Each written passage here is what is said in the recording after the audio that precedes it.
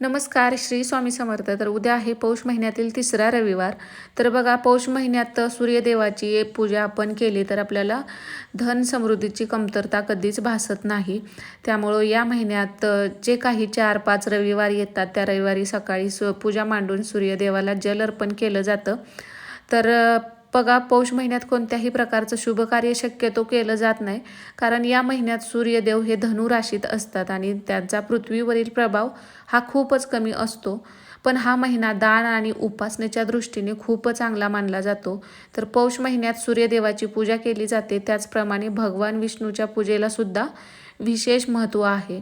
तर हिंदू ग्रंथामध्ये सूर्याची 12 रूपं सांगितली आहेत. प्रत्येक उपासना वेगवेगळे परिणाम देते. तर पौष महिन्यात सूर्यदेवतेची पूजा करण्याचे नियम आहेत. कारण ऐश्वर्य, धर्म, कीर्ती, ज्ञान आणि वैराग्य यांनी परिपूर्ण असलेल्या सूर्यदेवाचे भगरूप हे परब्रह्म स्वरूप मानले जाते. जर तुम्ही नियमितपणे वेळ काढू शकत नसाल तर किमान या महिन्याच्या रविवारी काहीतरी आपण म्हणजे करून जे फक्त 4 किंवा 5 रविवार येतात तर त्या दिवशी आपल्याला सूर्यदेवाला ते समर्पित करायचे आहेत आणि पूजा मांडायची आहे, जल अर्पण करायचं आहे. तर तांब्याच्या भांड्यात शुद्ध पाणी, त्यामध्ये लाल चंदन, लाल रंगाची फुलं टाकून हळदी कुंकू टाकायचं आहे आणि जितक्या लवकर तुम्हाला सकाळी उठता येतं तितक्या लवकर उठून तुम्हाला हे जे अर्घ्य आहे ते सूर्यदेवाला द्यायचं आहे. त्यामुळं सकाळी 9 वाजेपर्यंत दिलेलं शक्यतो देऊ शकत असाल तर 9 वाजेपर्यंत हे आपल्याला जल किंवा अर्घ्य द्यायचं आहे. तर काही वेळा तुम्ही गायत्री मंत्राचा जप करा.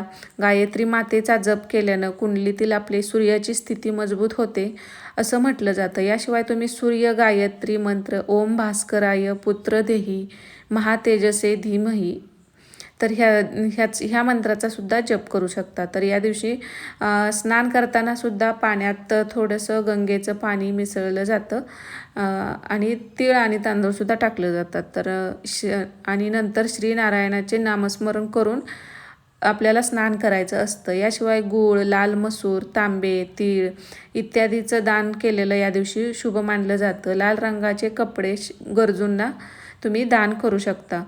शक्य असल्यास रविवारी उपवास करायचा आहे आणि पौष महिन्यातील रविवारचे विशेष महत्त्व असतं. या दिवशी दिवसभर उपवास करायचा आणि जेवणात मीठ वापरू नये. शक्य असल्यास फक्त फळे सेवन करा आणि दुसऱ्या दिवशी सकाळी अंघोळ करून उपवास सोडावा. आता बऱ्याच जणाला उपवास करता येतोच असं नाही किंवा उपवास प्रत्येकाला करणं शक्य होत नाही. तर तुम्ही फक्त पूजा केली तरी चालू शकतं. फक्त तुम्ही या दिवशी कांदा, लसूण, तामसी पदार्थाचं सेवन टाळलं तरी पुष्कळ होतं. आता घरामध्ये पूजा तुम्हाला तुळशीजवळ पाट मांडायचा आहे आणि आपल्याला तुमच्या बाल्कनीत खेडेगावात असेल तर असं सगळीकडे आपल्याला सूर्य दिसतो. तर जिथं सूर्याचं दर्शन होतंय ना तिथं पाट मांडायचा. पाटावरती आपल्याला सूर्यदेवाचं असं चित्र काढायचं आहे. तुम्हाला वेळ नसेल तर फक्त डायरेक्ट तुम्ही सूर्यदेवाला अर्घ्य अर्पण केलं तरी चालू शकतं आणि वेळ असेल तर तुळशीजवळ अशा पद्धतीने सूर्यदेव काढून आपल्याला बाजूला आदित्य रानूबाई म्हणजे रानूबाई त्यांच्या पत्नी आहेत त्या काढायच्या आहेत आणि गोपद्म काढायचे आहेत आणि दिवा लावून घ्यायचा. सुरुवातीला बाप्पांचं प्रतीक म्हणून सुपारी घेतली. बाप्पांना हळदी कुंकू, अक्षता, फूल, गुळ खोबऱ्याचा नैवेद्य दाखवायचा. नंतर सूर्यनारायण काढलेले आहेत त्यांना हळदी कुंकू, तीळ, अक्षता व्हायच्या आहेत, फूल व्हायचं आहे आणि नंतरच्या त्यांच्या पत्नी काढलेल्या आहेत तिथंसुद्धा आपल्याला हळदी कुंकू, अक्षता, फूल व्हायचं आहे आणि तीळ आणि तांदूळ हे दोन्ही या दिवशी वाहण्याला महत्त्व असतं. तर गोपद्म काढलेले आहेत त्यावरती सुद्धा हळदी कुंकू, अक्षता, फूल, तीळ आणि तांदूळ आपल्याला व्हायचे आहेत. आणि नैवेद्यामध्ये ना बघा, जसं आपण संक्रांतीचं कसं हे करतो वौसा बनवताना त्यामध्ये गाजर असतं, ऊस असतं, बोरं असतं, अजून हरभरा असतो. तर अशा पद्धतीचा नैवेद्यसुद्धा तुम्ही इथं दाखवू शकता. त्यासोबत जे काही तुमच्याकडे फळं असतील, लाल फळं शक्यतो सफरचंद वगैरे असं त्याचा नैवेद्यसुद्धा दाखवू शकता. नंतर ना मसूरची डाळ किंवा कोणतीही एक डाळ, तांदूळ आणि तीळ नैवेद्यामध्ये ठेवले जातात आणि मसूर डाळ आणि तांदूळ आहे तर त्याची आपण खिचडी करून नंतर तुम्ही खाऊ शकता. एक विडा ठेवायचा आहे आपल्याला आणि विड्यावरती सुद्धा हळदी कुंकू, अक्षता, फूल व्हायचं आहे. आणि जे काय मग फळं वगैरे तुमच्याकडे आहेत ती तुम्हाला इथं ठेवायची आहे. तर अशी साधी सोपी पूजा असते ती करायची आहे. आणि पूजा मांडून झाल्यानंतर आपल्याला तांब्याचा कलश घ्यायचा आहे, त्यामध्ये पाणी घ्यायचं आहे, स्वच्छ पाणी भरून घ्यायचं आहे. तर इथं ना डाळ तांदूळ आणि मी तीळ ठेवलेले आहेत नैवेद्यासाठी. डाळ तांदूळ नुसते ठेवले तरी चालतं आणि गाजर, बोर, ऊस असं जे काही ह्याचं घेवड्याची शेंग ठेवली जाते. तर बघा कलशामध्ये पाणी घ्यायचं आहे, त्यामध्ये चंदन, हळदी कुंकू, अक्षता, तीळ टाकायचे आहेत. थोडासा गूळसुद्धा टाकायचा आहे आपल्याला ह्या पाण्यामध्ये. लाल फूल मिळालं तर लाल फूल अर्पण करायचं आहे. आणि अशा पद्धतीचं हे जल आहे की हे आपल्याला सूर्यदेवाला अर्घ्य द्यायचं आहे. आपल्याला या कलशालासुद्धा 5 ठिकाणी हळदी कुंकू लावून घ्यायचं आहे. आणि जल अर्पण करताना आपल्याला ओम सूर्यायन महा, ओम भास्करायन महा, तर सूर्यदेवाची जी काही नावं आहेत ती तुम्हाला येत असतील तर ती सगळी घ्यायची आहेत. तर हे या दिवशी उपवास करणं म्हणजे आपल्या घरातील धनसंपदा ह्याच्यासोबतच आपल्या मुलांचं आरोग्य यासाठी सुद्धा प्रत्येक आईनं आपल्या मुलासाठी हा पौष रविवारचा उपवास असतो तो करावा.